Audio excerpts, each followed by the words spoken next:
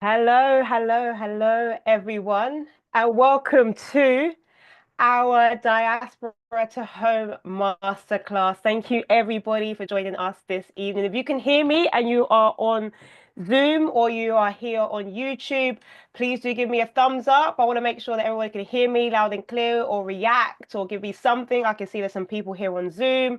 I can see some hands up. Thank you so much, Jane and others. Thank you so much. I see some thumbs up. Amazing. And those of you that are on YouTube or even Instagram as well, we're streaming live to Instagram. We should be streaming to TikTok, but for some reason it's not working. And also we're here on YouTube as well. So I'm going to be checking all of the platforms just in case anybody has put some comments in as well. So excuse me if I do switch off as well. But thank you, everybody. Today's session is an exciting one. Today is all about helping you all. So thank you first and foremost for all of you that have joined and all of you that are part of my community. I'm all about helping the diaspora community to actually purchase property in Ghana and make some residual income from it as well. So I'm really excited to have you guys all here as well. So really thank you so much for joining me. Today I'm really excited because I have a special guest as well, but I'm just going to give you a bit of an idea of what we're going to be running through today. So today's call is going to run for about 45 minutes to 60 minutes or so. I'm going to give you a little bit of an overview in terms of who I am, for those of you who don't know who I am. Going to be giving you a little bit of more insights in terms of why Ghana, right? Why are we all here to learn more about investing in Ghana?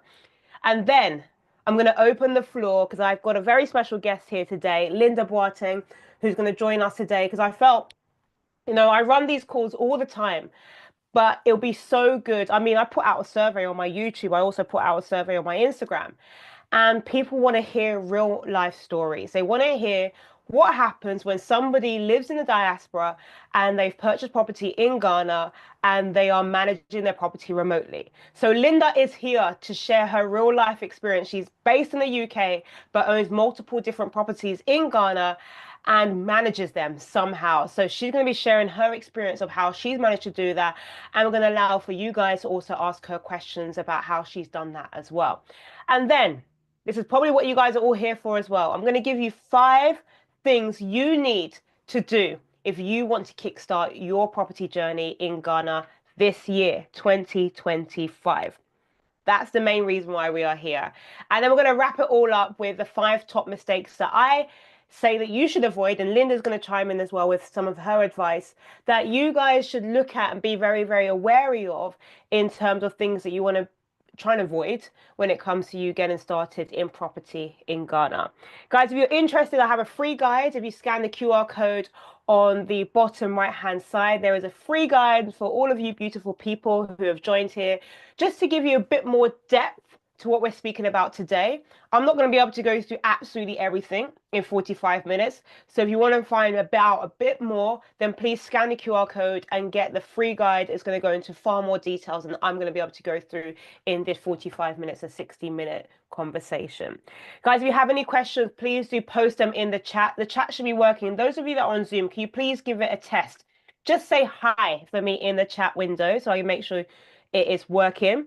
Awesome. Thank you, guys. And those of you that are on YouTube, if you're watching on YouTube, please also say hi, just so I know you guys are here and you're watching live and direct as well. Please give me a hi, give me a wave. And those of you that are on IG, on Instagram as well, please give me a hi. I want to make sure that you guys are here and you can see me. Nobody's coming through on Instagram yet, so I'm hoping and praying that it's working there. If anybody's on my Zoom and you can get a chance to just quickly check over on my Instagram, which is Lorraine H. Wright, because I've got like multiple devices on the go. I can't even check everything. Please confirm. So I'm using this new streaming platform. So I'm hoping that it's streaming live to Instagram as well. Let me know in the chat, those of you that are on Zoom, because I can communicate with you guys, at least it's easier. And let me know it's streaming there.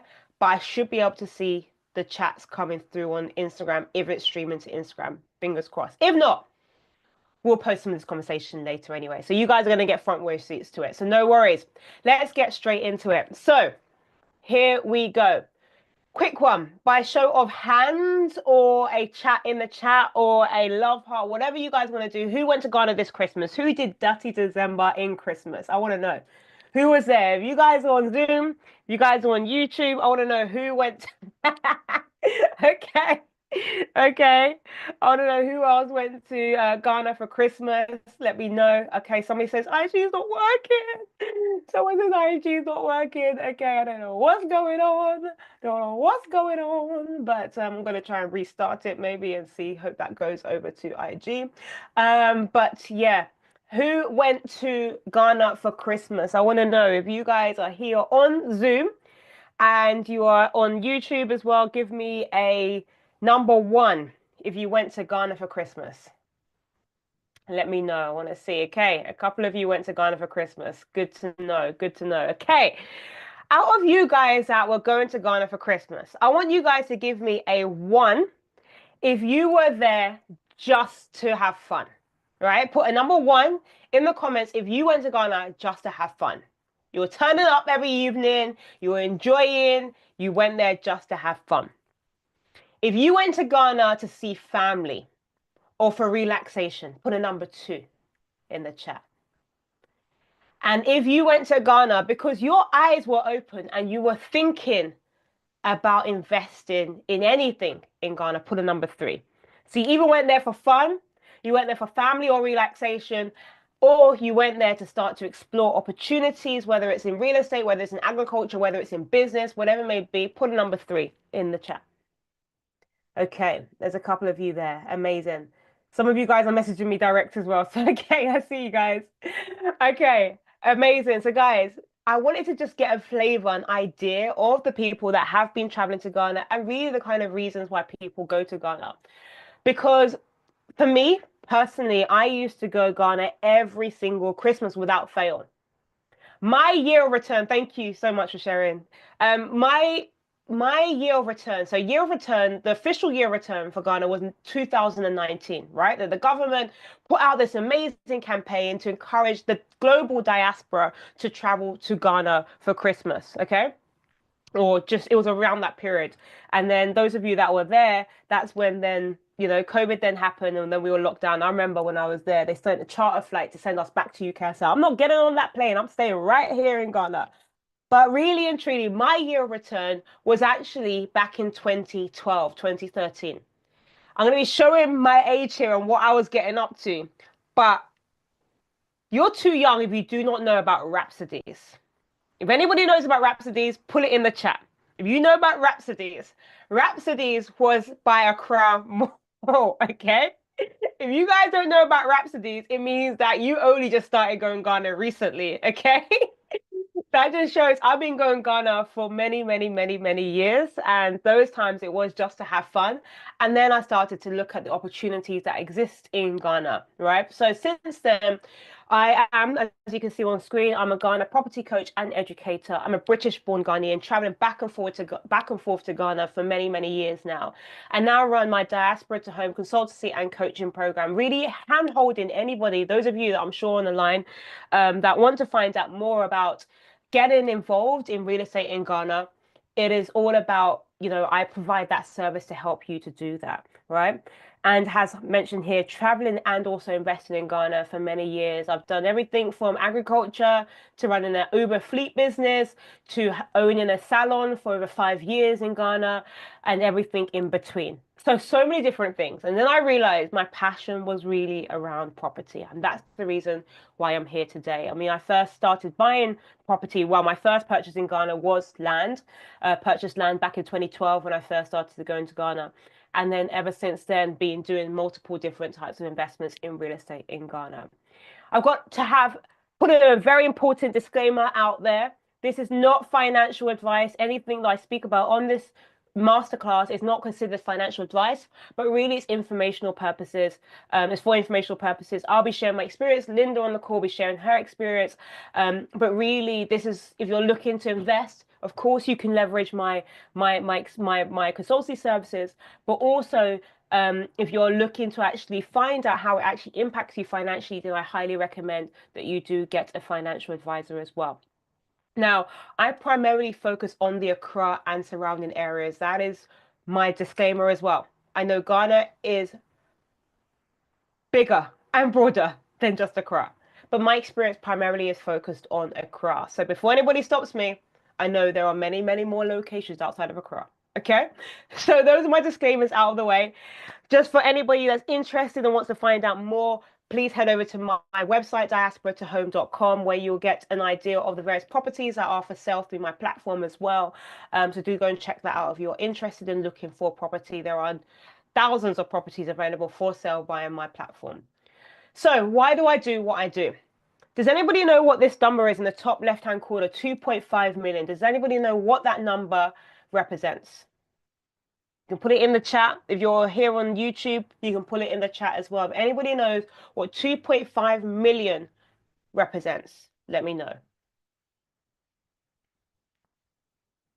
Any ideas, please? This is an interactive session. I need you guys to be interactive with me as well. I can see many of you. Okay, just throw out the ideas. Throw out the ideas. I'm seeing some ideas come through in terms of number of people in the diaspora, number of the population of Ghana, etc., etc. Okay, number of money that the diaspora sends back to Ghana. So I've seen those ideas come through. 2.5 million is actually the housing deficit in Ghana right now. This is the number of housing that is required in order for everybody that lives in Ghana to actually be able to live under a roof. That's the reality. So one of the main reasons I do what I do is because I want to do in my own little way something that can help to close that gap, you know? And I think it's important for many people to understand and know this number.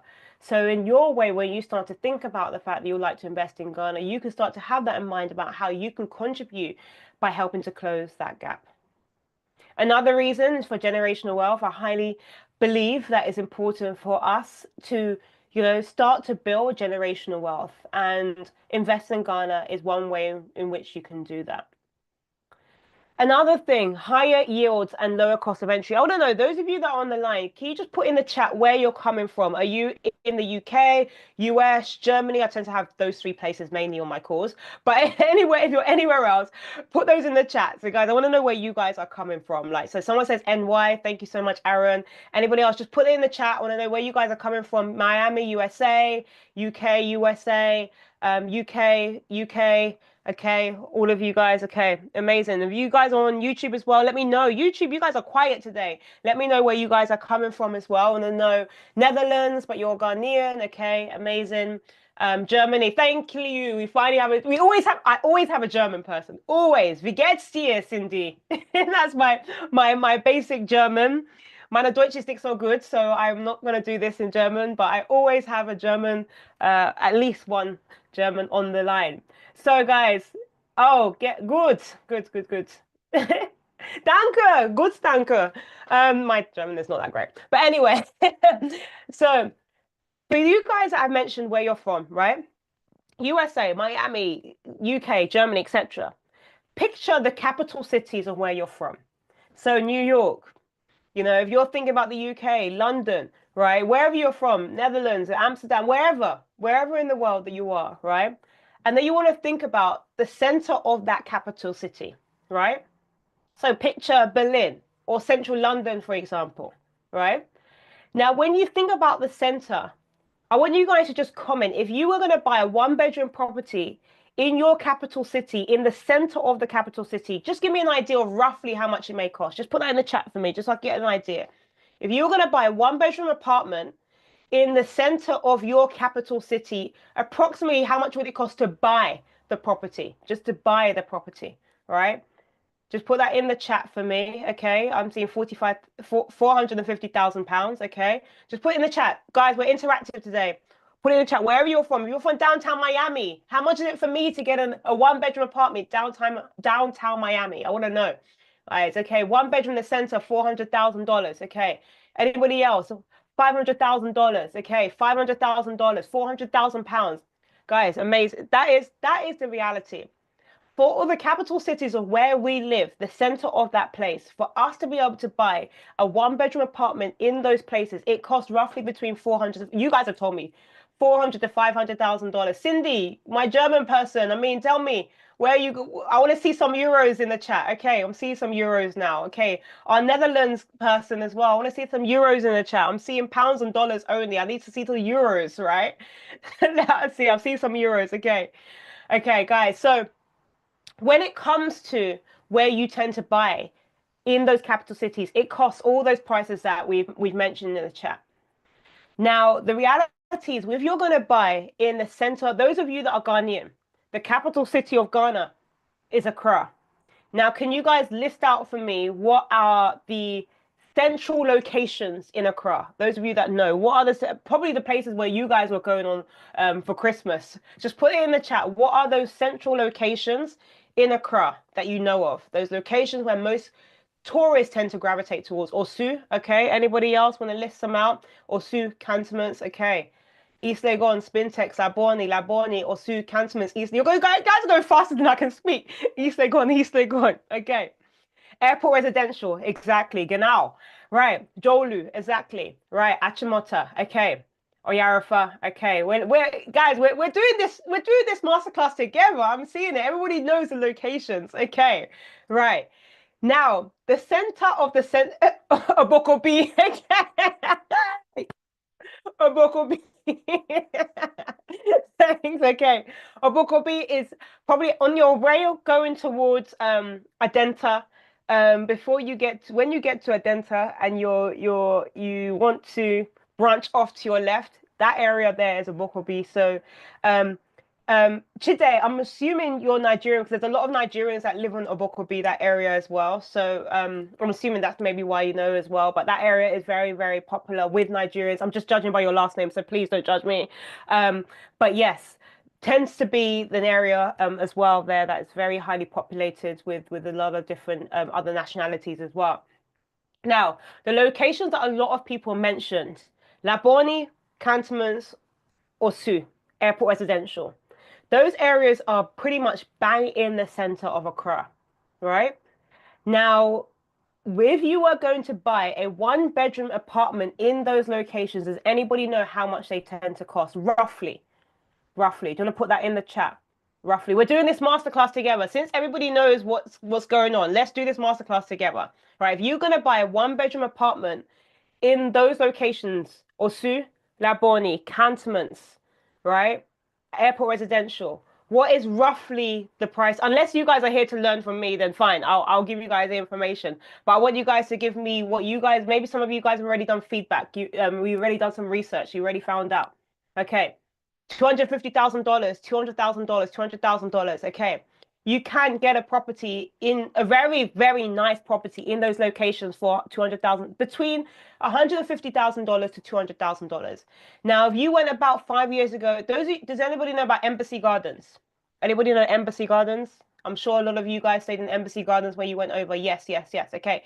When Embassy Gardens first came, when they first started, their one-bedroom apartments, their studio apartments were going for $75,000 off plan.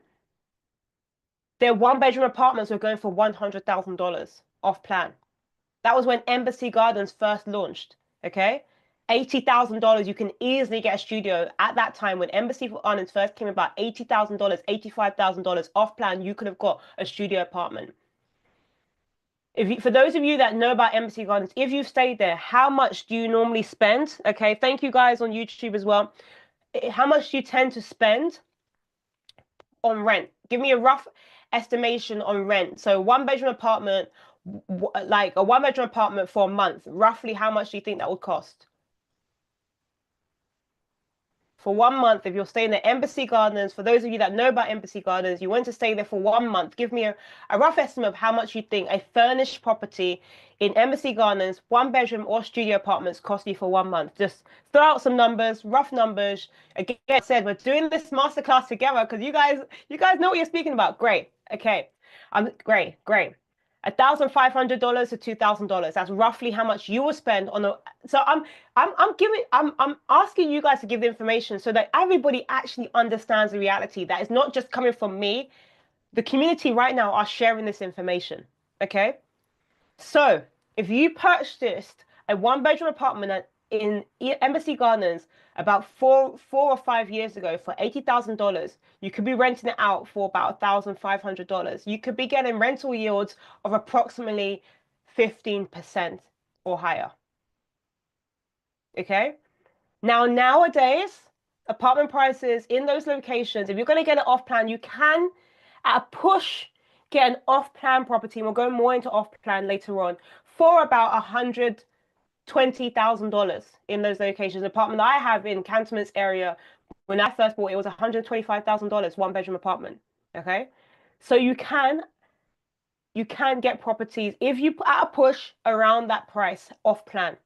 Already built properties, $150,000, $200,000, you can easily get a nice one bedroom apartment in those central locations. Now you can be renting it out for $1,500 to $2,000 per month, if not more, depending on how you furnish it in those locations. Now, if you cast your mind back to the question I asked you about the central locations of where all of you guys come from, you're quoting figures like $400,000, $500,000, right? Now, when you rent out those properties in those locations as well, you're going to be renting it out for, of course, a lot higher as well. But now, when you look at it net in terms of yield, the yield in Ghana, right? So looking at the center of the center, looking at how much you've invested, then looking at the yield. Net, you can get a higher yield potentially in Ghana than you can do in those locations we've mentioned. That's the reason why I wanted us to do that exercise, so we just have a kind of reference points to think about. We'll go into that into more details later on. And then I really do what I do. I do what I do because I don't want other people to make the same mistakes I've made when it comes to purchasing property in Ghana. I've been burnt many times. And the reason why I do what I do is to handhold people to avoid those mistakes that I've faced, and it's not been easy, right? But I've managed, thankfully, to navigate around and start to actually make it make sense. Right. So we'll skip over this slide. But 2025, right? When it comes to Ghana and investing in Ghana, there is a statistic. I was on a call a couple of weeks ago where the Airbnb African manager was speaking, and he mentioned, I'll have a slide on this later on, and he mentioned that Airbnb's booking in Ghana grew by 41% last year. So you can capitalize on this growth right now. Right, it's on an upward trajectory. So Airbnb, Booking.com, and other similar platforms, you're going to see a continual growth at this moment. And it's still very much nascent. It's still very much in its infancy stage, right? A lot of people ask me questions like, is it saturated? There's still very much scope for a lot of people to get into this market right now, because there is an uptake in people actually, there's a increased demand rather, in people actually visiting Ghana, especially as it's one of the, top tourist destinations. Dirty December. I think Ghana won the Dirty December wars this year. If any Nigerians are on the line, then feel free to challenge. But I believe Dirty December was won by Ghana this year. But typically, when it comes to, Easter, summer, Christmas period, these tend to be the peak periods for Ghana, okay? Other periods of time, you tend to find travelers that go to Ghana, or you might find digital nomads, for example, or other people that are looking for a getaway mid-year.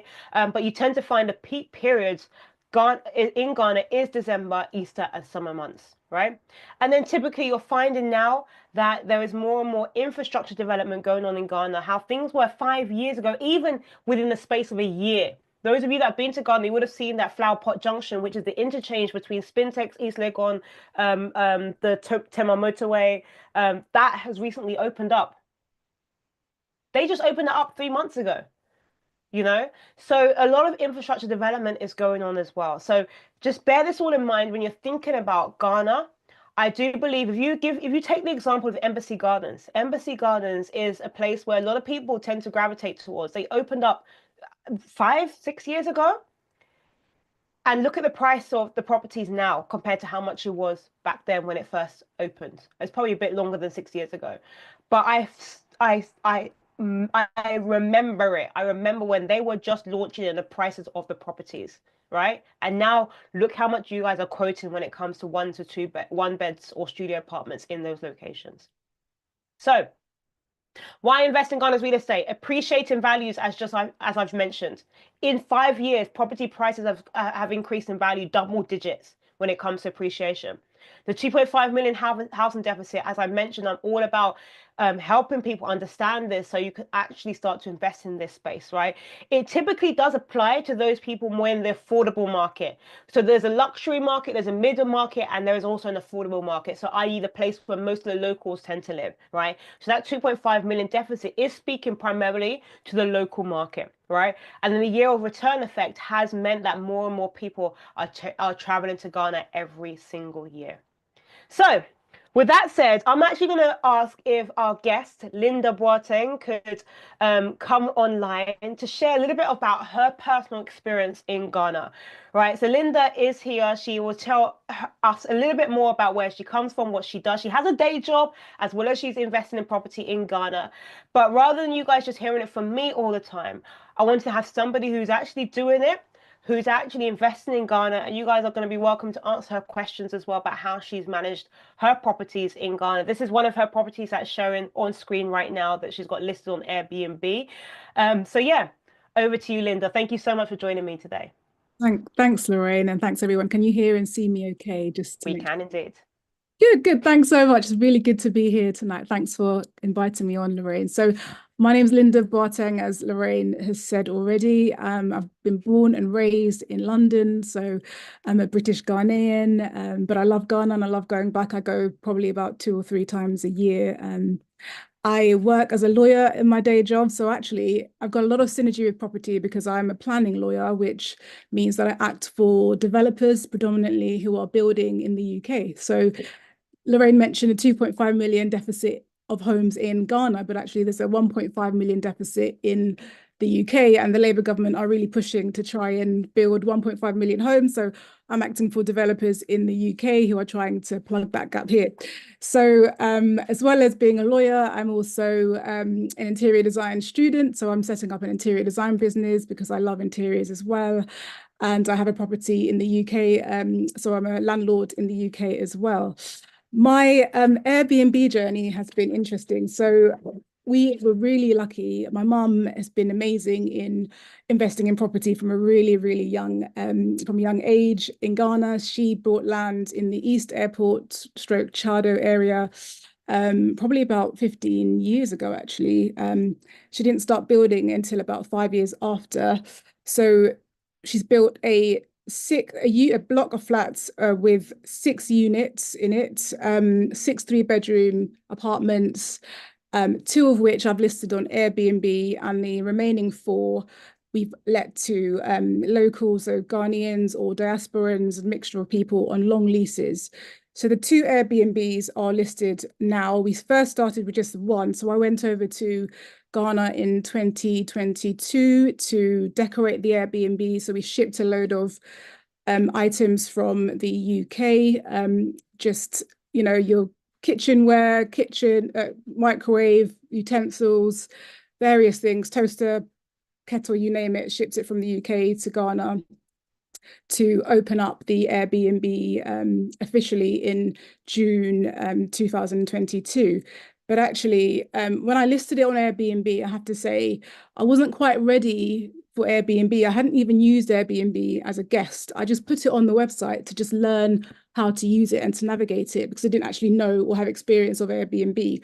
But I sort of tried to test the waters, put it on the website. I kid you not, within about 48 hours, we got our first booking, and it was a mixture of excitement, but also a bit of despair because I was like, I don't know, we don't really have the full infrastructure. So everything in the apartment was great. So it was fully decorated, internet was up and running. But in terms of the wider infrastructure for the apartment block, it had just been built. So we didn't have things like a backup generator. We didn't have a borehole, so for backup water when the Ghana water goes down. We didn't also have, the various things that we just not really ready for. Lo and behold, we had these bookings, so we had to honor them. So the first booking was with a young man and his friend wanted to come and stay. They turned it into a party. So it turned out to be an absolute nightmare, our first booking. You can imagine we had fresh carpets, we had just, beautiful furnishings. Everything was brand new, actually. And he obviously did not tell us that he wanted to host a party in the apartment. So you can imagine I mean, I wasn't there at the time, so we were again hosting remotely. When the guests checked out, my angels in terms of my friends and family who were in Ghana helping out. I've got an on-site caretaker as well. We're doing the cleanup operation, and it was just shocking. I mean, there were eyelashes in the bathrooms. There were ice cream tubs, drinks, just it was an awful state. So we had to have a massive cleanup operation. But then we had another booking straight after, so the day after. So we literally had 24 hours to get the property back to ship shape in good condition and host another person. So this is a family from the US actually who were coming the day after. And again, because we didn't have we had the internet, but we didn't have backup generators. So we had complaints. We had complaints, the power was out for hours. But at that point, there was nothing that I could actually do about it because we didn't have the generator, we didn't have solar panels at that time. We don't have solar panels now, but we've got something called an inverter and a battery. So it's basically like having a backup power facility. We didn't have that at the time. So we were really not fully ready for it. Fast forward, once we started making a bit of revenue, we were able to reinvest back into the property. So we've since bought a generator, we've got backup solar, we've got a borehole. So we had to actually dig into the ground to get a facility for backup water because the Ghana water does go sometimes. And depending on what sort of setup you have, if you do want to invest in Ghana and buy an apartment, you may already have a block of flats which is already all fully purposed and catered for. So somewhere like NBC Gardens, if you were to invest in property there, you won't have these issues. But we were doing a development from scratch. So, we had to make sure that we had all the infrastructure in place before, which we didn't. In terms of what we did after our really awful experience, again, because I was new to Airbnb, I didn't know that you could have restrictions on it. So I made sure that I put a 2-night minimum stay as a restriction on the first booking, because if you have a booking and it's like $50 a night, for instance, or $60 a night, once you've deducted your internet costs, your electricity, cleaning fee, you're not going to be left with much revenue. So if you have a 2-night minimum, then it means that at least you've got enough revenue or making enough to actually cater for those extra costs that you're going to have to bear for just maintenance as well. So I had a restriction. I also made sure that I put on no smoking, no parties. And also one thing that Airbnb is great for is their customer service is absolutely brilliant. So if there is anything that's damaged in the property, you can actually request money from the guest. So Airbnb will go through your account and they'll contact the guest to refund you. In one of our apartments, we had a lamp that one of the guests broke, and we were able to claim that back. We just took a picture of the damage and claimed that back straight away. So that was pretty good. So they are pretty good as a customer service. Their facilities are brilliant. And we also installed CCTV. So I've got an app on my phone. I can look at the property from London, and it's got 5 cameras. So I can look at it from different angles and see what's going on the ground, which is brilliant. And I prepared a guest manual as well. So just had sort of, when you get to an apartment, I think it's similar to the UK, really. You get to the apartment, you want to know what you can do, if you want to have a cleaning facility, if you want to top up the internet, your do's and don'ts, your rules, etc., just to make sure that you're covering yourself. Because if you don't have these things on your listing, when it comes to wanting to claim money back from Airbnb, if you don't have, for instance, no parties, you may not get a refund if there's damage, because Airbnb might say, well, did you tell your guests that you can't have parties? So just making sure that you sort of have all of your rules and your handbook and your guest book on Airbnb before the listing goes live is brilliant. And so in terms of numbers, I mean, it certainly works. As I said, the first booking was within 48 hours, and then I had one straight away. We've had about 24 bookings through Airbnb in the last 2.5 years, but we've had a good probably 10 to 12 private bookings, if not more. And that's including myself, not including myself going, but just in terms of longer term rentals, we've had some 6-month bookings in our Airbnb, so privately off the website, as well as 2 months at a time, 1 month bookings. So people that are wanting longer stays might just contact me privately and say, can I book? The majority of our sort of busier seasons are peak time. So Christmas, we've had a guest in one of our Airbnb since um, middle of December, and I've got another one. So they're still in the property and they're leaving next week. But then I've got another one, someone else coming straight away, so the day after for another 2 weeks. The other apartment guest just left last night, and I've got another inquiry for a 2 month booking. So it does work. I mean, with Airbnb on the website, you do have vacant periods and where it's quiet, but actually in the long run, when you sort of look at what you need to run it in terms of, you need to have vacant periods to replenish your property. So it's not a bad thing. I don't see it as a negative thing that there are some quiet periods, because you actually need to be able to replace things, refresh the property. You may need to repaint sometimes because the amount of turnover is quite high sometimes. And so we've had guests from the US. Quite a lot of our guests are from the US actually, and Australia. I've actually had a guest from Australia, which was lovely. Canada, the UK, Togo, Nigeria. I've had some repeat clients from Nigeria, some businessmen who've come to use it. So it definitely does work. So I'd highly encourage you to get onto it if you can. But I suppose, yeah, it depends on sort of the setup. You might already go for an established purpose block already, and rent an apartment through a landlord. So approaching an existing developer and saying, look, can we buy or rent one of your properties off you? Or you might want to go for the full build program and build from scratch, which obviously takes a lot of time and a lot more revenue.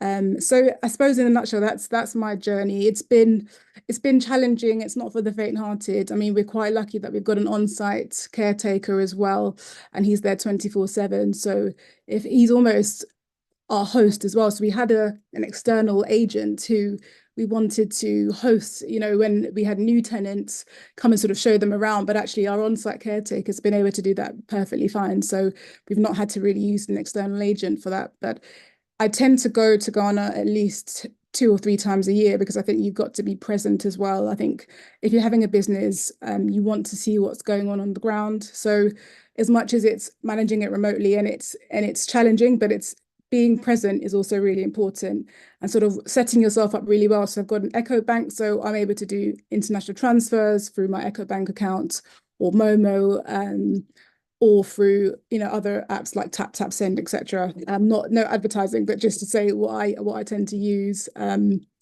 So yeah, if there are any questions, please do let me know, and you can find more details on my properties on my Instagram page. Squinder Boateng is my Instagram, and I'm on LinkedIn as well. So over to you, Lorraine. Brilliant. Thank you so much, Linda. I've picked up so many questions that I've got to ask. But if anybody has any, we're gonna save main questions to the end, but maybe we can take one or two now. If anybody has any questions for Linda before you forget, it'll be good if you can put it in the chat. If you're on Zoom, if you're on Instagram, I think we should be live on Instagram now. It should finally be working. But somebody asked a question. So Bina asked, have you ever had a quiet month in your Airbnb business? Yeah, I would say probably, to be honest, I wouldn't say trying to think of a whole month that's maybe been quiet. Maybe something like a June, or I'd say like June or October, maybe, so the non-peak seasons in Ghana.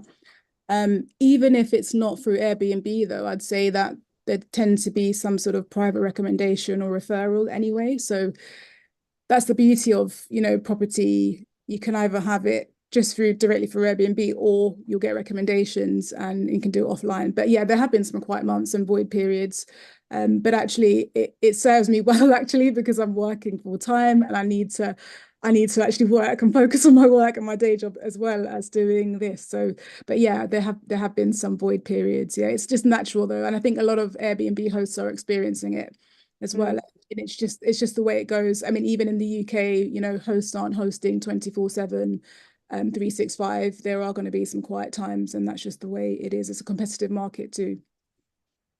Absolutely. Yeah, I've had the same experience as well. So, as mentioned at the start of the call, there are peak periods in Ghana. So, it tends to be, I don't know, if, Linda, you can echo this, but tend to be around Christmas period, Easter period, and the summer months tend to be the peak periods. And then kind of in between those. So, like, a kind of like a February, March slash a June slash a September, October tend to probably be around the quieter months, and they tend to pick up around November, December, through to January, and then you've got kind of like Easter period where it's busy again, and then you've got like the summer months where I remember the times when my mum would Lisa force me.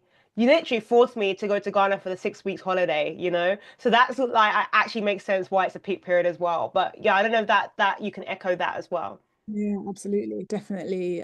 It comes in peaks and troughs, and you realize, I mean, Christmas has been really busy. It's still busy actually now. January is I suppose the tail is spillover from Dirty December. It's still busy in January and Yeah. goes on till probably end of Jan. Because I just got the recent booking I got was just last week for the end of January to the middle of February. So people are Okay. still, People still there. yeah, yeah, exactly. If So anybody is still in Ghana for Dirty December, you're still in Ghana, 19th of January, go home. Go home. No, I was joking. We need the business in our Airbnb, so don't worry. You stay, you stay. Okay, there's another question. I'll take maybe just one more because we do have the entire presentation still to get through.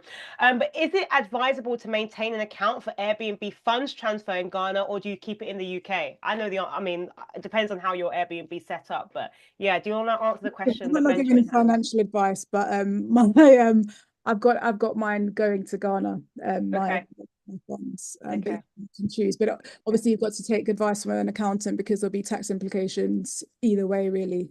So yeah. Yep, yep, indeed. Okay, I'm gonna hold there's another question there, but there's another Q&A as well. Uh, yeah, okay. Thank you so much, guys. Keep putting the questions in the Q&A. Keep asking the questions. Hopefully, some of the questions should be answered through the presentation as well, because we still have the entire presentation to get through. So, I'm going to try and rattle through this presentation very, very quickly. But I really wanted to get Linda on to share her personal experience about how she's actually faced running her Airbnb and her properties in Ghana whilst being in the UK. So, thank you, Linda, so much. And please, Linda's still around, so please feel free to keep asking those questions. And Linda, if you see any of those in the chat, feel free to bear those in mind when we get to the end of the call. So 5 things to kickstart your property journey in Ghana. So you've heard the stories from Linda, you've heard her experience. Now I'm going to let you know what those 5 steps are. If you're just thinking about getting started, when I put out a survey and I've asked you guys to register for today's call, I asked you what are some of the things you want to know, and also to understand what part of where are you in your journey. And a lot of people said, I'm just exploring, I'm just thinking about ideas, I want to know the steps, I want to know about finances. So hopefully this should give you a little bit of something to think about. If you do not get the answers today, please feel free to scan this QR code on the bottom right hand side of this slide, because there is more information in there as well. So please feel free, scan that QR code, and that will give you more information. Right, so the 5 things are setting your financial goals, picking the right locations. We're going to speak a little bit about locations, understand a little bit about the legal side and the due diligence. I can never pronounce it. Due diligence. Due diligence. Uh, the ways in which you can secure financing, so diaspora mortgages and other things as well, and then how you can actually maximize your return on investment and what your return on investment looks like. So we're going to try and rattle through some of these. Keep the questions coming. I'm seeing them coming through, so please feel free to ask. There's no such thing as a silly question, so please feel free just to ask any question you may have on this call. I might direct you to somewhere else, but feel free to ask your questions. Right. Number one, setting your financial goals. So things you want to bear in mind, right? You need to bear in mind, what is your budget, right? And if you are looking to purchase a property to live in, or whether you're looking to do a kind of hybrid approach. So some of you might want somewhere to stay in whilst you're actually in Ghana, or you might want to rent it out when you're not in Ghana. So you might want to have a hybrid approach, right? So you want to think about, are you investing? So you're thinking about your investment strategy, right? And by thinking about your investment strategy, you're also thinking about who you're targeting. Because if you're buying something to just potentially live in when you're on holiday, you might want to be attracting other people that are just like you. But if you're going to invest in an area where you know you're going to be getting, loads of people, families coming through, you might be targeting the local market in Ghana. So you really also want to think about your budget, who you're targeting, and your investment strategy. These are key things you need to think about. Typically, for anybody that's buying a property, wherever you are, if you're in Miami, Netherlands, Germany, UK, wherever you are, there is a guideline that most people will start to think about when it comes to how you set your budget. And typically, this is a 3-20-30 rule. So when you're buying a property, the property price should be no more than 3 times your annual income. Bear in mind, this is not financial advice. This is just a rule of thumb guide that is out there for anybody. Number 2, when it comes to 20, aim for 20-year mortgage if you're considering a mortgage or less. And if you are considering a mortgage, make sure that your monthly repayments, including all loans, should not exceed 30% of your monthly income. So this is just a general rule of thumb when it comes to you thinking about budgeting. But when it comes to you budgeting, you need to bear in mind you're not just paying for the actual property price as well. Linda mentioned a whole load of other things you have to bear in mind. So it's not only just your property price, there's your stamp duty, there is your ground rent, there is your maintenance, there is a whole number of other things you need to budget for.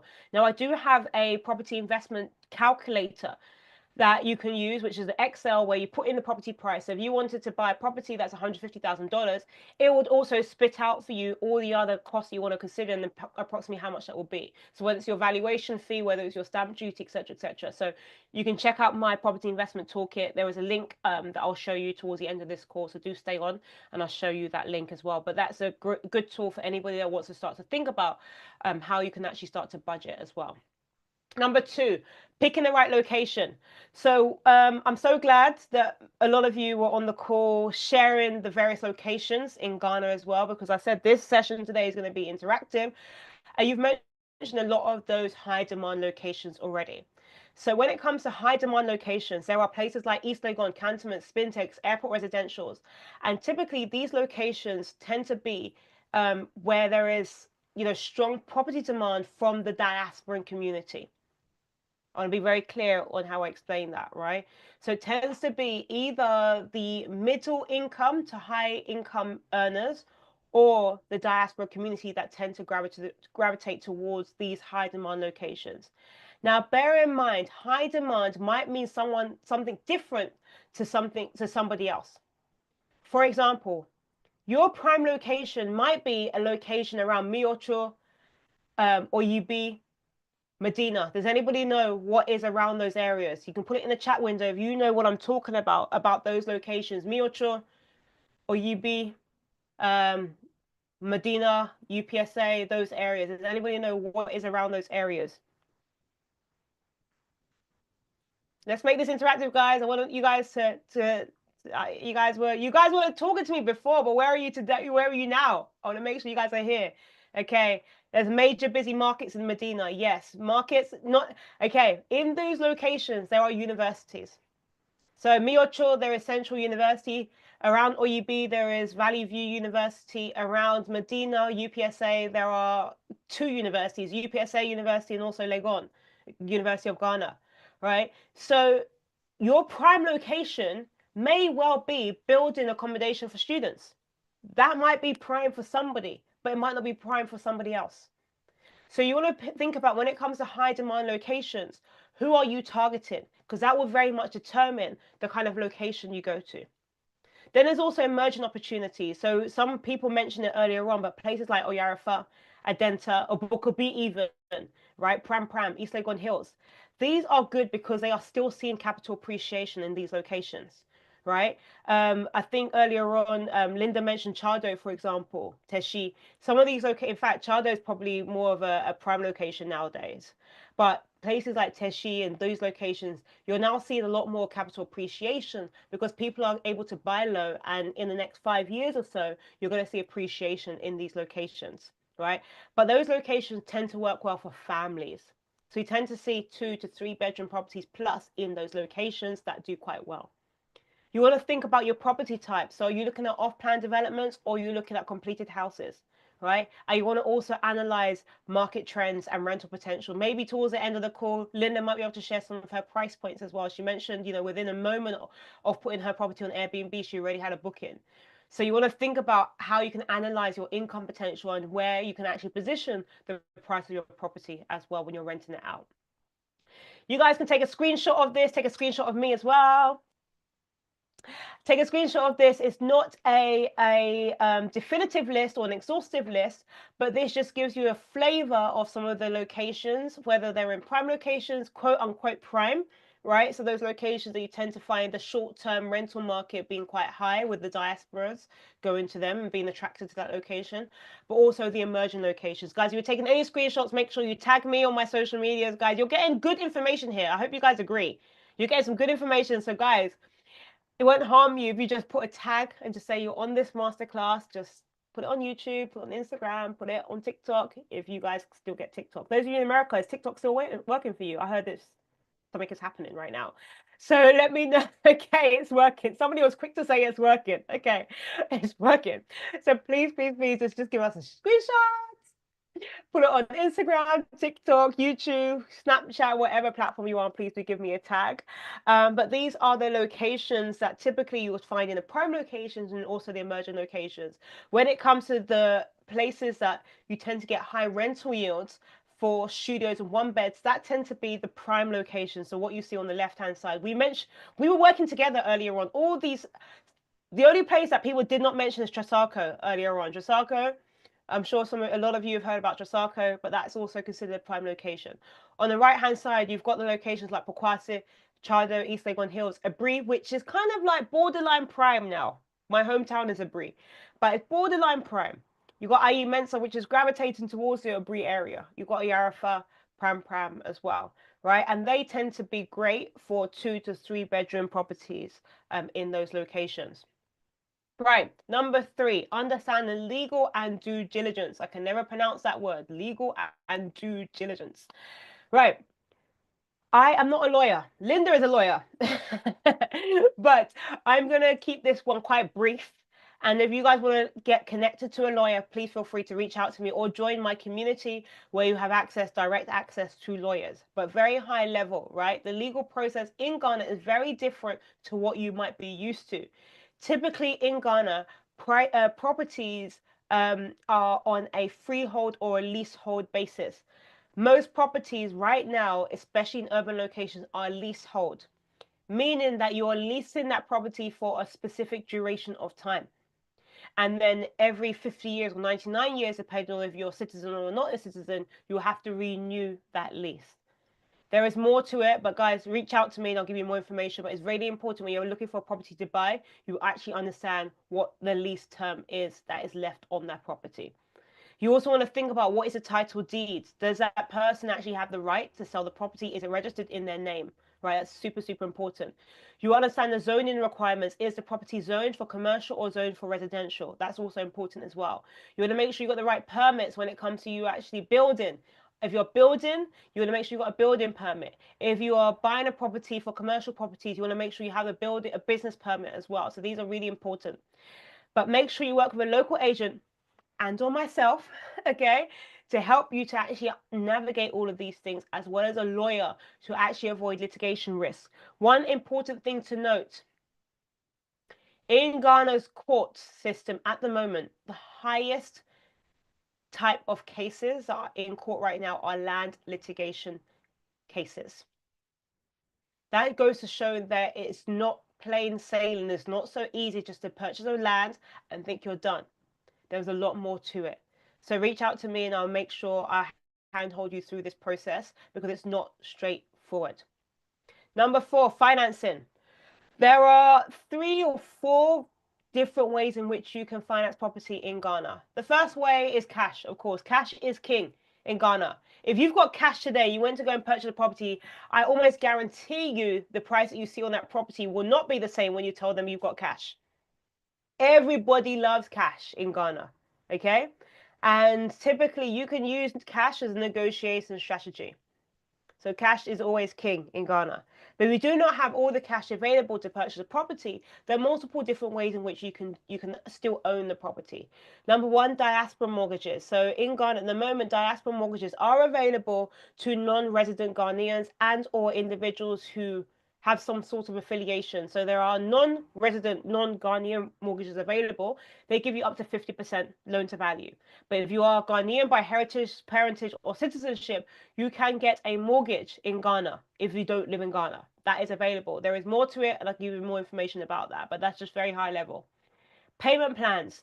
Payment plans also exist. So if you're buying a property from a well-known real estate developer, you can purchase the property through a interest-free payment plan. Typically, these will last for the duration in which that property is being built. So the property is being built over a 12-month period, a 18-month period, a 24-month period, 36-month period. You can pay your property down over those periods, okay, in an interest-free way. You'll probably have to put down a commitment fee and a deposit, and then you then pay the rest off during that period in time in which the property is being built.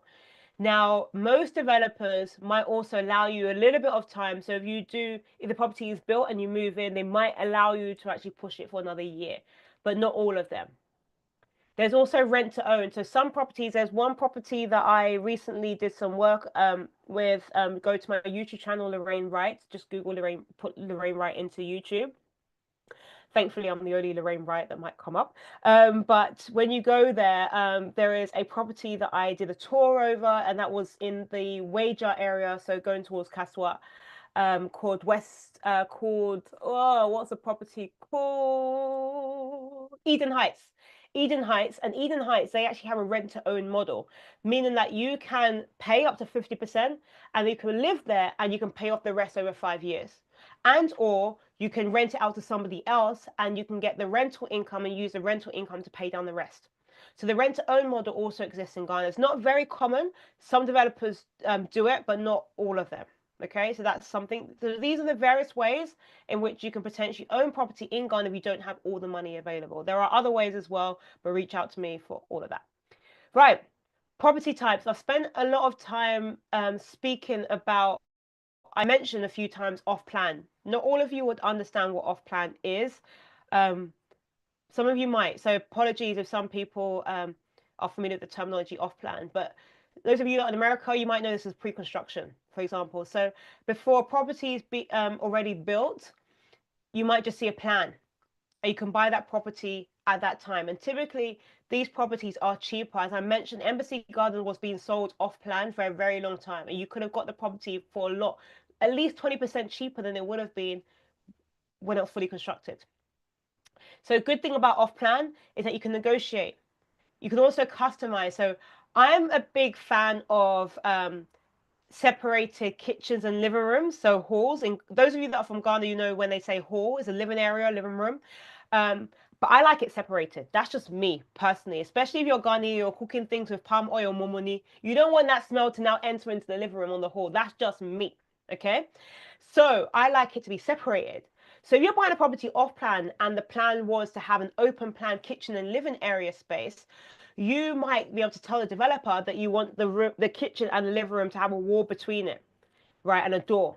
So that is the beauty of buying something off plan, so you can customize it to your liking. Then you've got properties that you can buy already built. So what you see, you buy it. You like it, you see it, you buy it. Okay. It's also quicker for rental yields because you see it, you can put it on the market straight away, like Linda did, and you can potentially just start to get your rental income from it. Or if you've got a lot of patience, I'm talking about a lot of patience, you might want to build yourself.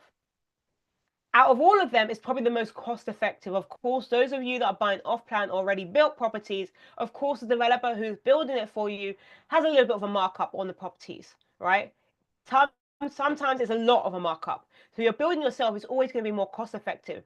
But if you're not living in Ghana, don't even bother because you're not there. Things will happen, especially when you're not there. So I highly recommend, and again, this is just based on experience. If you're not in Ghana for at least 8 months of the year, or if you're going to build a property and that property is going to take a year to build, if you're not there for 70 to 80% of the time in which that property is being built, don't even bother. Okay? If that property is going to be built in 3 months, and you're not there for 70 to 80% of that time, don't bother.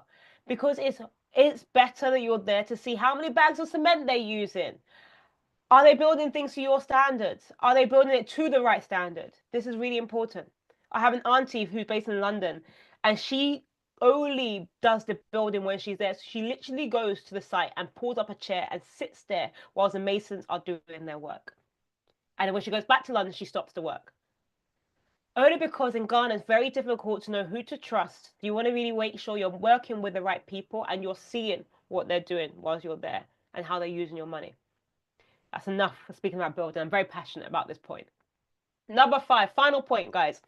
Maximizing your ROI. So Linda's spoken a little bit about how she also gets her returns and how she rents out her property, which is on Airbnb. But when it comes to you thinking about how you should actually price your property, generally the rule of thumb is rent out your property for 1% of the property value. Now, this doesn't necessarily apply if you're buying properties in emerging locations, like I've mentioned, Adenta or Yarafa or UB, those locations, Pram, because the rental market hasn't quite caught up yet, right? But in locations in the center of Accra, the 1% rule applies. If you're buying in East Legon, if you're buying in Osu, Cantonments, Laboni, Ridge, Jolu, Airport Residential, Chado, those locations, the 1% rule should generally work when it comes to you trying to rent out that property. Now, as mentioned, the short-term rental market is booming in Ghana, and the long-term rental market is really actually expanding more in the local market. So very much where the locals will live, so the more affordable market, there's high demand in that. And it's likely that you'll get higher occupancy rates in the local market than you would get. And I think somebody earlier on asked about the vacancy rates. But typically in the local affordable market, it's likely that you'll get more occupancy rate than you would in the short-term rental market.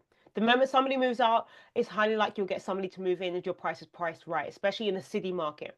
So the city market, you're highly likely to get, constant turnover. But in the dollar market, it could be the peaks and troughs versus, because it's quite seasonal. So that's just something to bear in mind. So this is a screenshot of the call that I was a panelist for, where the Airbnb manager, Airbnb Africa manager was speaking. These are from him, not me.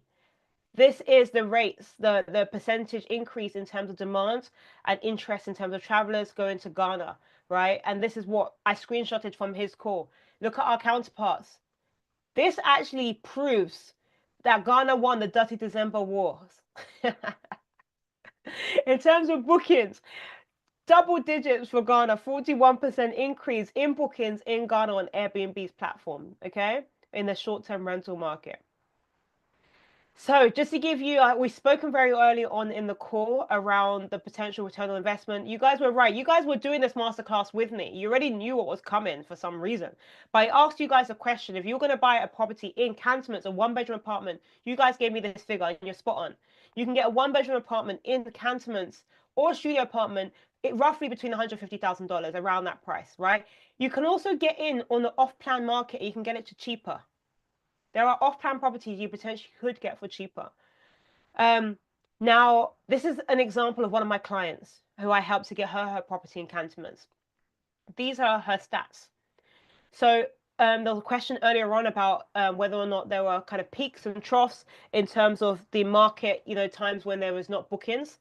Now, this property was purchased at $150,000. Occupancy rate was roughly 65%. So it was mainly booked around the time when it was peak period. The rate in which it was being charged out for was $120 per night. So the monthly income was roughly $2,400, right? So earlier on, we were saying $1,500. Now, because her price was based on the reason why her property was actually 65% occupied is because she did a hybrid investment strategy. So, i.e., she wanted to actually stay in the property when she was visiting Ghana as well. So she'll price it higher so that it would actually account for some of the time where it's not occupied, where she's staying in the property herself. Does that make sense? So monthly, she'll get in roughly about $2,400, and her annual income therefore was $28,800. She reserved about a $6,000 expenses available for her, so that in case that she needed to fix up the property or do anything to the property, she was able to use that out of her reserve fund. So her net income was $22,800 per year. Her rental yield was 15.2%. So early in the call, I asked you guys, where are you from? Some of you guys said Miami, New York, Netherlands, Germany, UK. The average rental yields in those locations that we are all from is roughly between 4 to 8%, potentially 10 sometimes. That is typically all the locations we've all mentioned. That is roughly the rental yields. Now in Ghana, the rental yields are somewhere between 10 to 12%, sometimes even more. So just think about it net if you're looking at, okay, do I invest in the UK? Do I invest in Ghana? Again, my disclaimer, this is not investment advice. This is just my experience, and Linda as well can share her experience, but just experience in terms of what has worked for me and my clients as well. So guys, there's a few of mine that are listed on Airbnb. Linda's already given a shout out to some of hers as well. Some of you might have already stayed at mine, I don't know. But here are top 5 common mistakes to avoid as well. So number 1, skipping due diligence is highly important when it comes to you buying property in Ghana. You think about all the things I've mentioned today. Due diligence, there's so much you need to think about. In fact, I have a guide that is coming out very soon. In fact, I've written it already, but a checklist. So if you're going to go and view a property in Ghana, I literally have a checklist of all the things you should think about. The times to go and view the property, ask them about warranty, all of these things. If you want that checklist, please reach out to me. I'll make sure I get it ready. It's there. I just haven't got it out yet. But it's so many things you want to think about when it comes to you purchasing a property. Also, ignoring location factors. Very early on, we all spoke about the various locations that you can buy property in. Thinking about the location is very important as well. I put out a poll on my YouTube earlier on about do you look at price or location? Most people said location. So location is quite important because with location, you have a really good location, the property price is likely to appreciate in that space. And also, it's likely that you'll tend to get higher rental demand in that location as well. The next thing is underestimating costs. Linda spoke earlier on about, having to maintain the property, if her lamp broke. Oh my God, my Airbnb, the lamp breaks all the time. The lamp, I now just go to Melcom, I just always just buy a replacement. I always have like a replacement. I don't know what it is when somebody gets up in bed and they're reaching for the lamp. I don't know if they just hit it or what they do. But the lamp is the number one thing that breaks in my Airbnb. I have no idea why. So Linda, when you spoke about it, I was just laughing in my head because like the amount of lamps I've had to buy, the bedside lamps, oh my gosh. But yeah, Melcom ends up being my best friend because I end up just buying it from there. But underestimating costs, so cost of like maintenance, cost of the taxes, and the other things you want to bear in mind as well. Thinking about things like overlooking utilities and infrastructure as well. So Linda mentioned it earlier on. So making sure you have a backup poly tank, backup generator. Think about if you were going to go and stay somewhere and you were working remotely and all of a sudden the internet went out. You want to make sure you're making sure that your guests are comfortable. Now, one of my properties, the generator cost at least 80,000 cedis. It's very expensive. It's like a plant, like an actual plant. I think it was probably even more than that. But the fuel itself, filling up 1 gallon of fuel is about $1,000. $1,000. 1,800 to 1,000 cedis of 1 gallon of fuel. And that gallon is not even going to last you a whole night. Well, potentially a whole night. But that's just one day. So you want to think about, put these costs in your budget when you're thinking about it, because light off in Ghana happens at least once a week, maybe. I don't know, Linda, if you agree, but in mine, it's like once a week, once every at least once a week. Light will be off. And then water as well. My water only comes on, in one of my properties, it only comes on Sunday. Can you imagine? The water literally only comes on once a week, meaning that I have to have backup poly tanks. I've got 2 backup poly tanks in that property, right? And then if it runs out, then I need to go and call a water tanker to now come and fill up those water tanks. Or another property, you've got a borehole, so at least then a constant supply. But you're thinking about all these are costs and utilities you need to bear in mind. Other things, ignoring future development plans in that location as well, and then also not getting support. It's super important when you're on this journey to purchase property in Ghana to have support. When I first bought property in Ghana, I did not have support, and that is one of the reasons why I do what I do today. So before I open up the floor for questions, here's an action plan for you guys if you are looking. In fact, how many of you guys are looking to purchase property in Ghana this year? Put a number 1 in the chat. If you are looking to purchase property in Ghana this year, just put a 1 in the chat. I want to see 1 in the chat if you're looking to purchase property in Ghana this year. I'm seeing the ones come. Okay. Put a number 2 in the chat if you're just here to start to think about it. Maybe it's, maybe you're 2 years off. Maybe you're just considering it. You're number 2. Put a 2 in the chat if that's you. So number 1, if you're buying property in 2025. Put a number 2 in the chat if you're just thinking about it. You're kind of like a couple of years off. And then put number 3 if you're just here because you just basically wanted to find out more. You haven't made up your mind. You're just here to find out more. So 1, if you're buying property this year, I'm seeing a lot of properties that are going to be bought this year. Number 2, if you are thinking about it, you're a couple of years off. And number 3, if you are purchasing, or you're just here because you're just exploring, you haven't thought about it, it's not set in stone, but you're just considering getting as much information as possible. Okay, I'm seeing you guys on YouTube as well. Okay, so for those of you that are looking, okay, great. I'm seeing some people that are just here to explore as well. So your 1s and your 2s, here's an action plan for you. The first thing, scan the first QR code, Property Success Toolkit. If you guys are looking at how you can think about your budgeting, as I mentioned earlier on, you need a checklist, you need to know what is the difference between off-plan and a ready built, or you're thinking more about the Airbnb market like Linda shared and I shared earlier on. Here is a property investments toolkit for you, right? You can scan that QR code, you can grab my investment toolkit, which just puts everything together. There's another masterclass, which is a little bit more detailed than the one I've run today. It's got my guides, it's also got the budget calculator there. That's used. That's step number 1. Step number 2, if you are just thinking about it, you're a couple of years off, you want to connect with maybe a lawyer, the most important person you need to have in your back pocket if you're looking to buy property in Ghana is somebody who works at Lands Commission.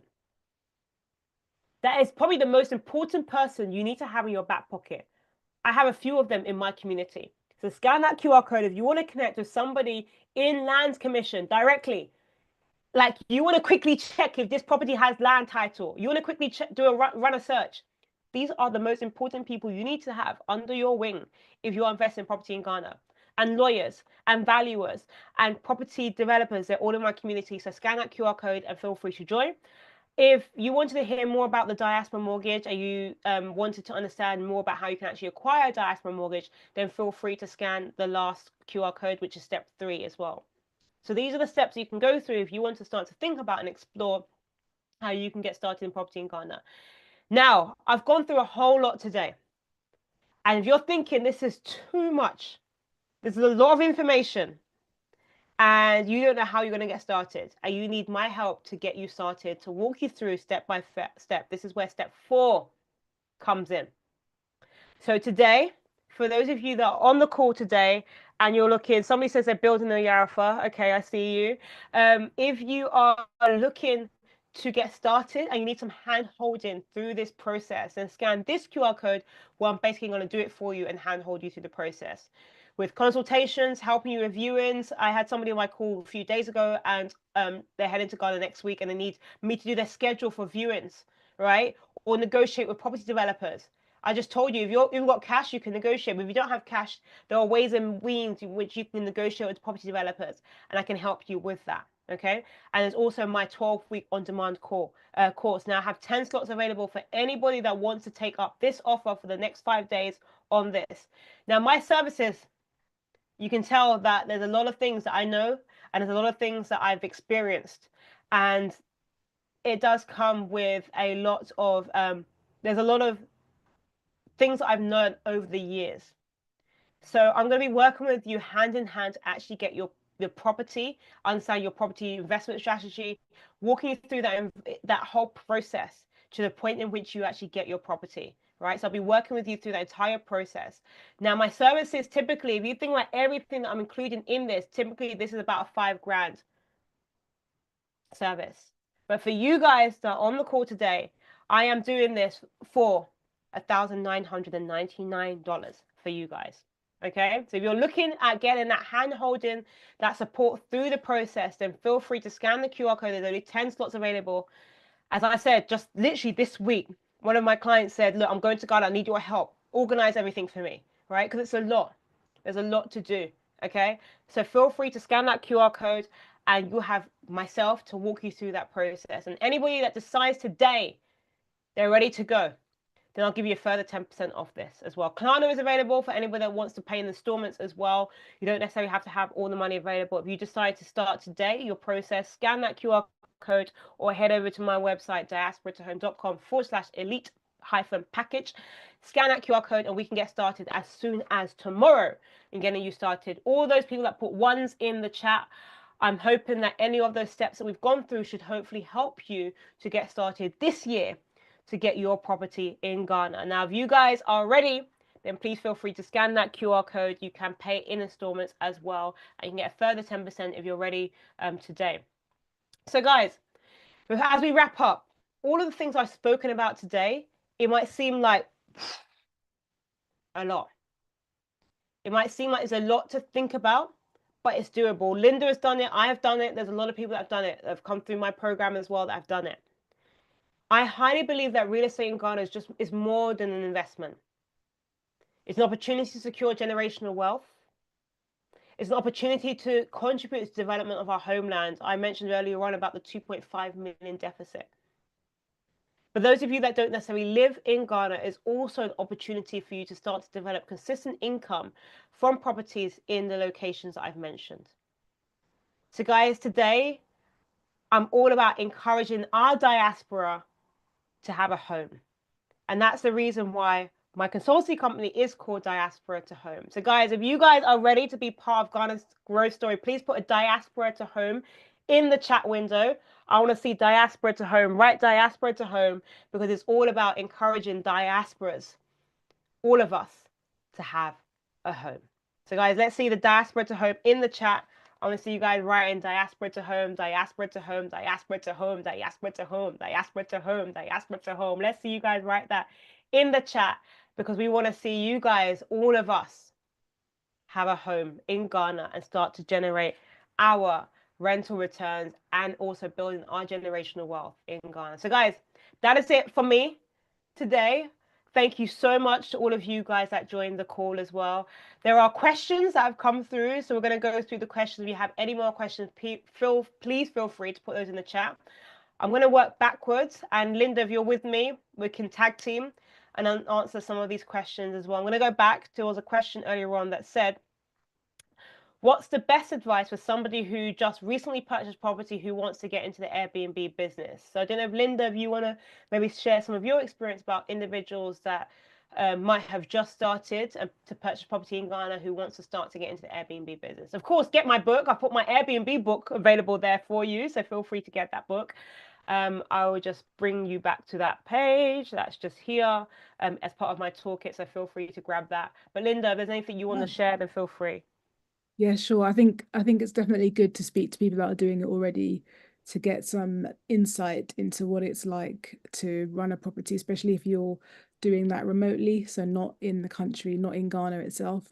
Good to get some tips. But I know it sounds a bit cliche, but it's just good to start, because if you have a sort of hesitance, you just won't do it. You know, I think sometimes we just need to have a bit of boldness and not have fear around it, and start with the mistakes will be made. You know, I was saying that we had complaints because of the things that we didn't have in place, but had we not have started, had people not have just moved in, we wouldn't have known what the errors would have been. You know, we wouldn't have known that, you know, there'll be a leaking pipe, for instance, you know, if someone had actually just moved in and got in. So I think it's definitely just good to start, but have the conversations.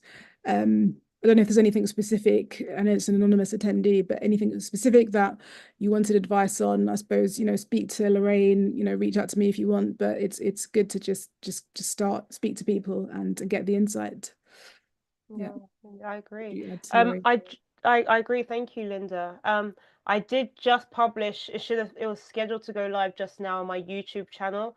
There is a video that I've just put about my experience on Airbnb on my YouTube channel just now. So head over to YouTube and then just Google and put into YouTube Lorraine Wright. And there's one story that I had, and Linda, when Linda, you shared, yeah, I had complaints when I started as well. One of the complaints I got was that I listed on the description that there was a refrigerator in the property. And I got, so the Americans that are on the call, this might make sense to you. So I listed that I have refrigerators in the property.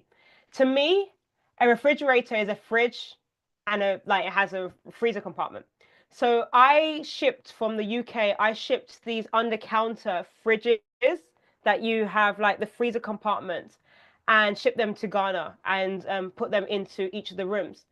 I got a complaint because an American said that there's no sorry, that's a really bad accent. Forgive me, Americans. Forgive me, forgive me, forgive me. They basically said there's no refrigerator in the house. I was like, but there is. So there was like miscommunication that in the UK, a refrigerator to me is that. But I think the American was expecting those big double doors, like refrigerators. So I got a complaint that there was no refrigerators when there was really a refrigerator. So you want to be quite specific with your listing when you're listing out things as well. And if you're getting started, and again, this is all in my book, so please check out my book. When you're getting started, there's things that you can do. I'll give you this information for free. Wherever your property is, just go into Airbnb and look around your area and look at what's listed in your area where your property is. It'll give you an idea of how much you potentially could price your property for. It can give you information around what kind of amenities other people have listed. It can even give you an idea of how they've even listed their properties, right? So those are things, but I talk about so much more in the book. So please go and check it out because there is even to the fact that I even give you draft templates for your welcome messages, your automated messages, and things like that. That's all listed in the book. So please do grab that and check that out as well if you're getting started. I don't know if Linda, if you have anything else to share on that. Yeah, that's all really good, Lorraine. Really good information. I'll also say, I guess when we started, I had a lot of pride in the property and I was, buying things that perhaps were not overpriced, but maybe just, the best quality which you should give to your guests. I'm not saying you should scrimp on quality, but one thing you got to realize is that things are going to break, things are going to get damaged.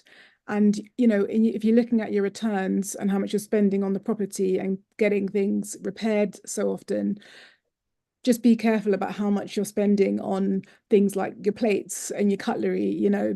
Sometimes people don't even cook. We've got all of our kitchens are fully equipped, all of the utensils.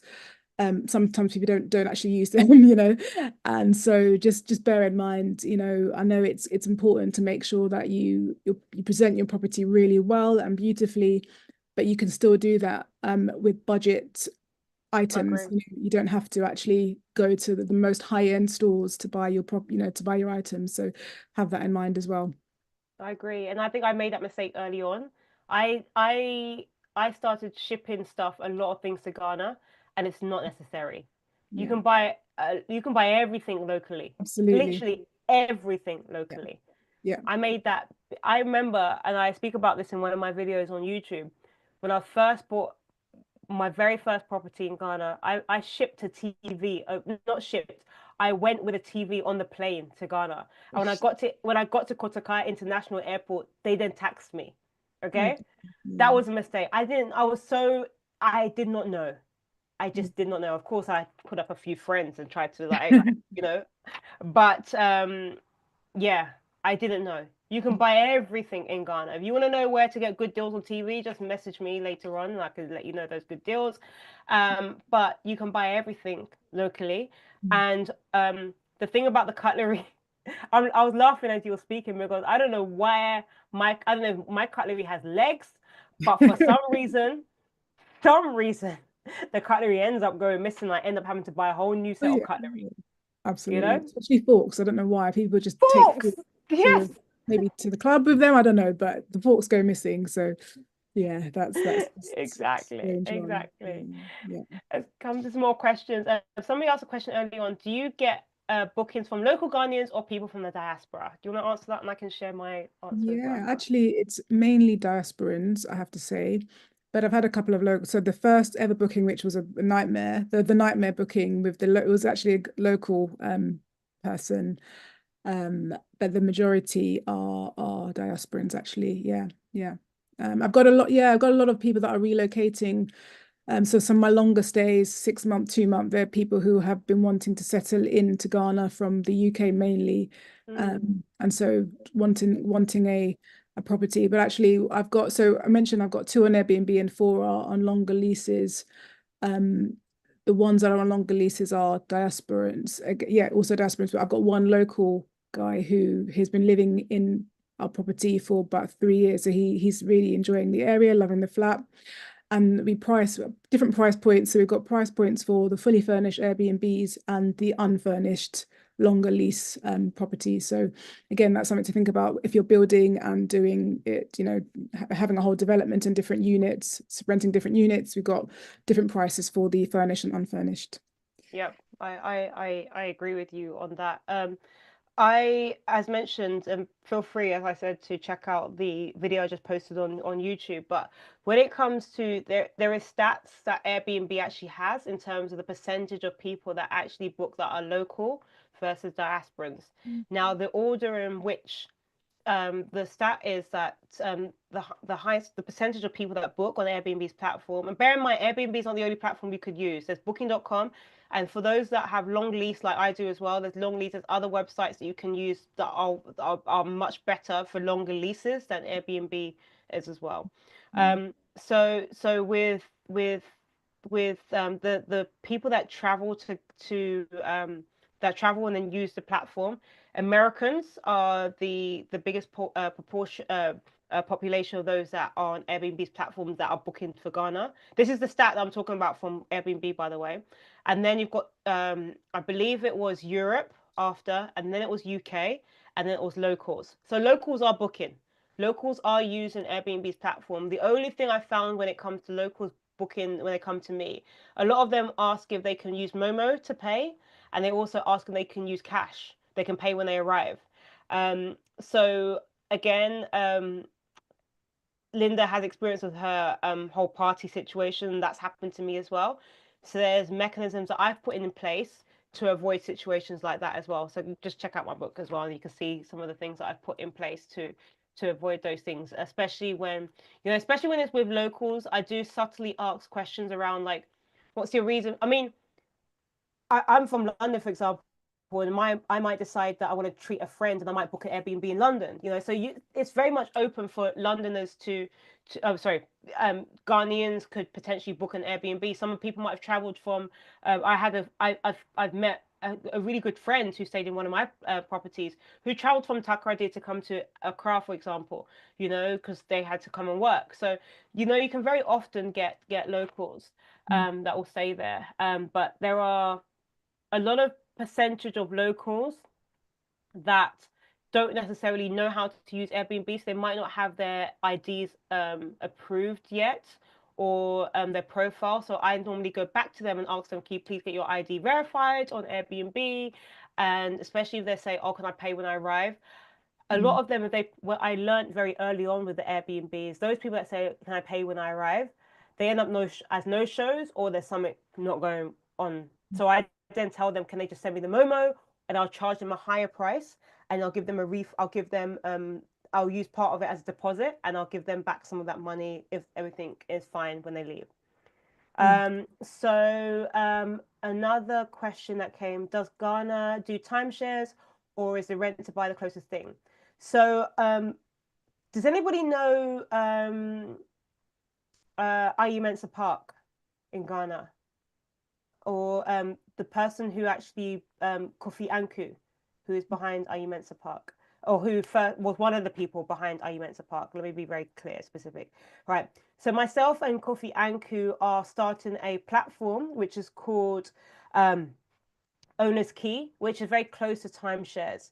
So it's very much a platform that allows people that would like to purchase property and don't necessarily have the full amount, and maybe are not even going to be deciding to stay in that property. So maybe you've got 5K or 10K, you want to just invest. So we are starting up that platform this year, which is going to allow for people that want to just invest in property. And you could potentially, and I use the word potentially because there's never any guarantees, potentially make returns through a vehicle such as that. So there are also hotels that do that method as well, where you can buy a hotel room and you can get the returns through the price. You can like literally own a hotel room. You can generate the income through that. There are other property developers that do things in this way as well. So it's not uncommon. And so I hope that answers your question, AKK.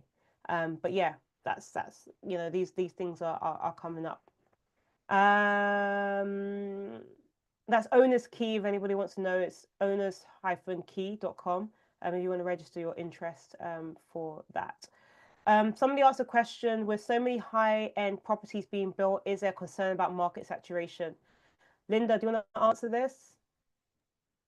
I think at the moment, I would say no, because there's just still a high demand for properties, and there are lots of people still wanting to buy properties and rent properties. I'm certainly experiencing, I mean, my most recent tenant just signed 2 days ago for a year for one of the long leases. So, and that's a local person. So I'd say not quite yet. I mean, it's going to get to a point where, developers are going to have to think about prices because they've got to stay competitive. So there may be a point at which prices might go down slightly just because to keep it competitive. But I'd say not yet. We're more the reverse of experiencing quite a high demand, actually. That's my Yeah. experience. I don't know about you, Lorraine. Yeah, I agree.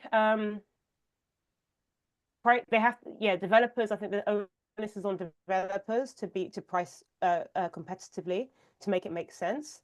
I don't think I think the market saturation. Um, I think there are very high price properties in the central parts of Accra right now. Um, and I think, yeah, the onus is very much on developers right now to price competitively so that we could make sure that those individuals who, yeah, just make it more affordable. I think a lot of people have their own views on market saturation. Some people might think that it's saturated right now only because of occupancy rates and vacancy rates. But again, it's all about how you actually negotiate and buy that. If you were going to buy that property at a really good price, you can afford then to price your property on the rental market at the right price, which makes you then competitive. So that's the most important thing, making sure that you get rental income. What I'm some people might shoot me down for this, but I'm not a big fan of major, huge developments because of the very fact of because of the potential the high rate of competition. If you had a really nice, unique kind of like smaller development that had maybe 20 to 30 apartments in that development, that's a bit of me, right? Or less. But if it had like hundreds and hundreds of apartments in it, it's not me. That's just me personally speaking from experience, right? Because then it means that you got to price your property considerably more competitively to other people who are going to be listing their property on the sites that we've all mentioned. So that's just my personal recommendation. Again, this is not investment advice. This is just for information. I'm just sharing my experience, guys. I have my opinions, right? But that's just my opinion on that. I don't know if you've got anything you want to mention on that, Linda, at all. Yeah, no, I agree. I mean, it's similar to parts of the West. So in the UK, for instance, when it comes to buying, I was about to buy a flat in just on the outskirts of London, but I just thought actually maybe not because service charges are quite high and there's other costs that are potentially hidden, a lot more restrictions when it comes to these leases, etc. So I backed out of it. But I think that's the thing, isn't it? When there are really huge purpose blocks, there are potentially unforeseen costs that may come down the line. We've had a big issue in the UK with regards to cladding. So a lot of leaseholders have had to pay for external the external property the cladding to be removed and repurposed. So, that's gone to leaseholders to foot the bill, which is enormous. So it could be more unforeseen costs, I think, with some of the huge purpose blocks. But yeah, I echo your sentiments, Lorraine. There's one more question. Have you got any more questions, guys? I know we've been on this call for quite a long time, so I think I'll take one more question. And there's a question around, so we can rent different units and turn them into Airbnbs until we have enough revenue to purchase a house. Could you clarify what that was referring to, please? Trudy, if that's the name. So we can rent different units and turn them into Airbnb until we have enough revenue to purchase a house. Please clarify that. Maybe I'm not getting the question well.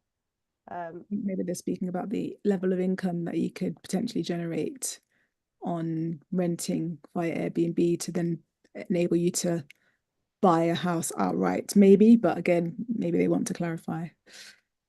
You can clarify, but maybe if Linda's point to Linda's point, there are people that also do rent to rent. So those of you that might not be potentially ready to buy, the rent to rent market also does exist in Ghana. So people are reaching out to landlords and renting from the landlord and then becoming a host on Airbnb to manage it for them. So that they will then take care of the key handover, take care of the so we could rent Airbnb to generate. Yeah, yeah. So if you had a system going in terms of all of the handymen, you have cleaners on hand, you have um you could be around for key handovers, etc. You potentially could do this as an income generating business where you can potentially rent from a landlord at a flat rate. So let's say, for example, you reached out to somebody and said, look, I'm going to take you away all the headache of you potentially having the risk of vacancy, and I'm going to take a flat fee, or I don't know, you're going to just pay that person $1,000 or something. And then you believe that maybe you can help to maybe upscale the property with a little bit of extra furnishings, but you can also potentially manage the property. Then you might then generate an income of $1,500.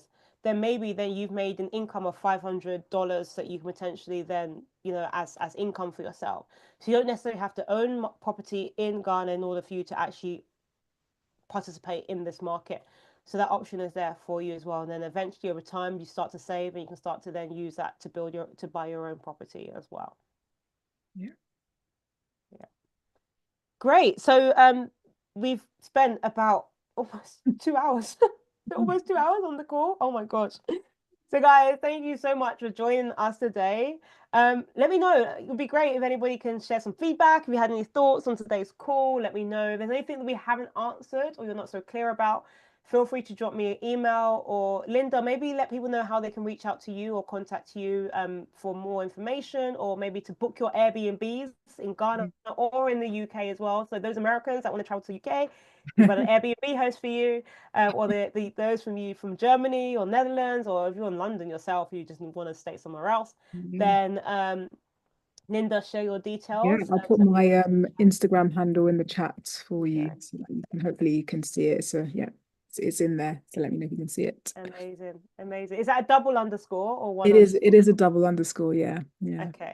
brilliant. So guys, Linda, thank you so much for joining me You. Thanks today. for I having me, really and thanks to all appreciate it. your guests as well. Pleasure. And Thank thank you. you to everybody as well. Thank you so much, guys. Continue to follow me as well if you're on my YouTube channel. Continue to like, comment, and subscribe. If you haven't subscribed to my YouTube channel, please head over. I've just published a new video on there. If you haven't followed me on YouTube, on Instagram, please head over to Lorraine H. Wright.